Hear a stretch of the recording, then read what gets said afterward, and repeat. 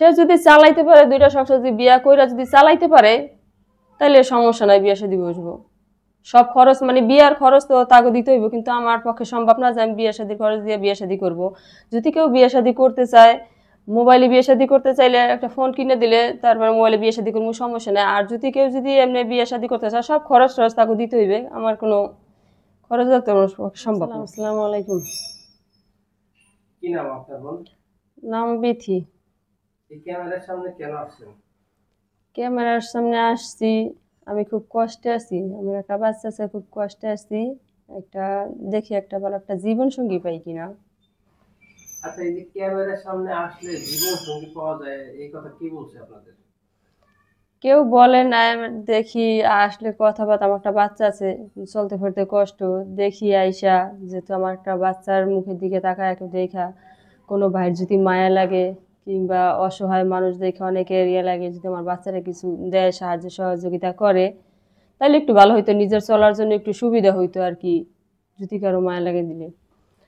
আর যদি মনে করেন আমি তো অনেক দিন যাবত একা আমার বাচ্চা নিয়ে আছি, যদি কোনো ভালো মনের মানুষ এরকম পাই, জীবন সঙ্গী করতে চাই, তার জন্য আর কি ভিডিওর সামনে আসা।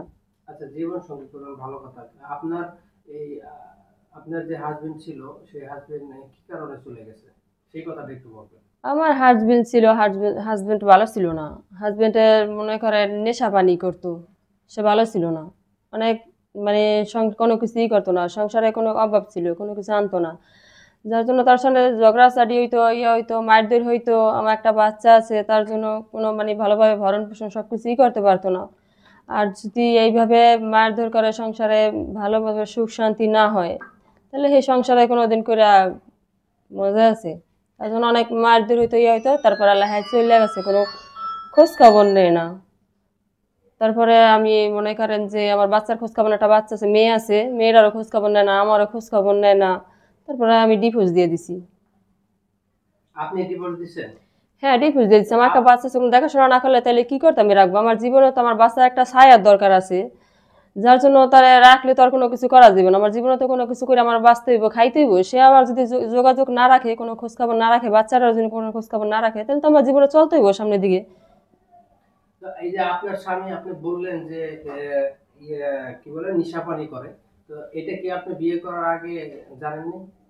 বিয়ের আগে জানতাম না, নেশা পানি করতো, আমি জানতাম না। তারপরে বিয়ে শাদীর পর আর কি একটু একটু দেখার পরে এলা জানছি। যখন সম্পর্ক করতো তখন তো আর জানতাম না, দেখতাম না, দেখতাম তো ভালোই, তখন ভালোই দেখতাম সবকিছুই। বিয়ে শাদী করছি, এরপরে সেনা দেখা গেল মানুষের রূপ তো আর আগেই বোঝা যায় না, আর জানা যায় না। মানুষের দেখার পরে, মানুষের সাথে চললে, মিশলে, এলা কথাবার্তা বললে তারপরে এলা জানা যায়। তো সংসার করার পরে আর কি জানছি যে আস্তে আস্তে যে সে নেশা পানি করে আর এরকম করে, সংসারে কিছুই করে না, অভাব অবাটন। এরপরে সে জানি যে সে নেশা পানি করে, নেশা করে।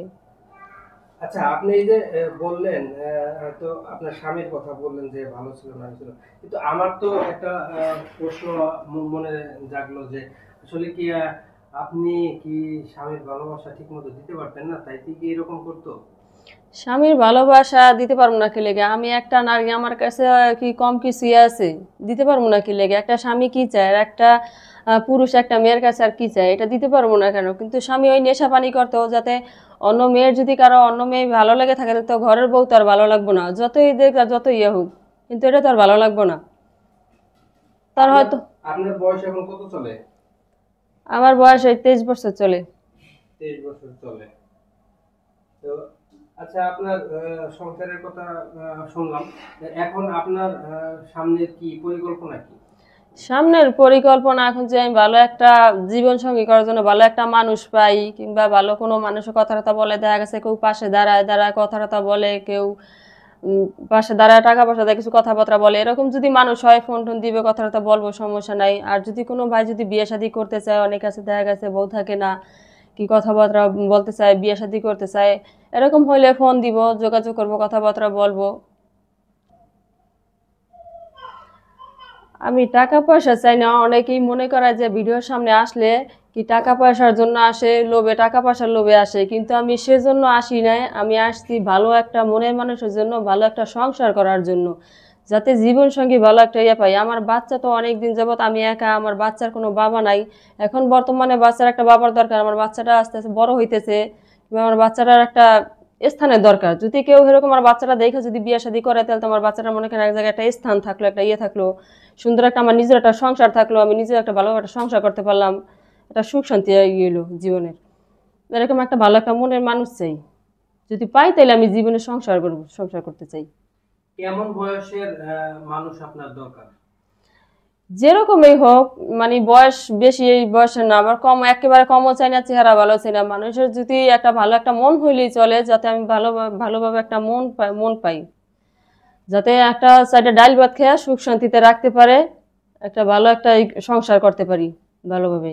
তো একবারে চেহারা ভালো ইয়ে লাগবো না, আর আসলে কম বয়সীও চাই না। বয়স যদি একটু বেশিও হয় সমস্যা নেই। আচ্ছা, কেউ তো আবার আছে বউ থাকতে বিয়ে করতে চায়, তো সেই ক্ষেত্রে যদি এরকম যদি আপনার কাছে কোনো অফার টফার আসে, তাহলে সেই ক্ষেত্রে আপনি কি বিয়ে বসবেন? মানে খরচ আপনি বহন করতে পারবেন না। না, আমি নিজেই তো, আমার চলতে কষ্ট, আমি খরচ দিব কিভাবে? যদি কেউ বিয়ে শাদী করতে চায় সবকিছু দিয়ে পরে বিয়ে শাদী করতে হবে। আচ্ছা, আপনার সাথে যোগাযোগের ব্যবস্থা কি? ফোন নাম্বার আছে আমার। ফোন নাম্বার কি বলতে পারেন আপনি? হ্যাঁ, বলতে পারবো। আচ্ছা, ফোন নাম্বারটা আপনারা শুনলেন, এই বোনটির কথা, জীবনের কিছু কথা, দুঃখ সুখের কথা। তো এই বোনটির কথা যদি শুনে আপনাদের কারো ভালো লাগে, বোনটির সাথে আপনারা যোগাযোগ করবেন, আহ, এই বোনটির পাশে দাঁড়াবেন। তো কেউ যদি বিয়ে শাদী করতে চান, তাহলে আপনারা আলোচনার সাপেক্ষে বিয়ে শাদী করবেন। কোনো বিয়ে শাদী অর্থ কোনো কিছুই ইউটিউব কর্তৃপক্ষ দায়িত্ব নেয় না। আহ, এগুলা আপনারা আপনাদের মতো করে আপনারা এগুলার ব্যবস্থা করবেন। তো সবাই এই পর্যন্তই, ভালো থাকবেন, সুস্থ থাকবেন। আসসালামু আলাইকুম।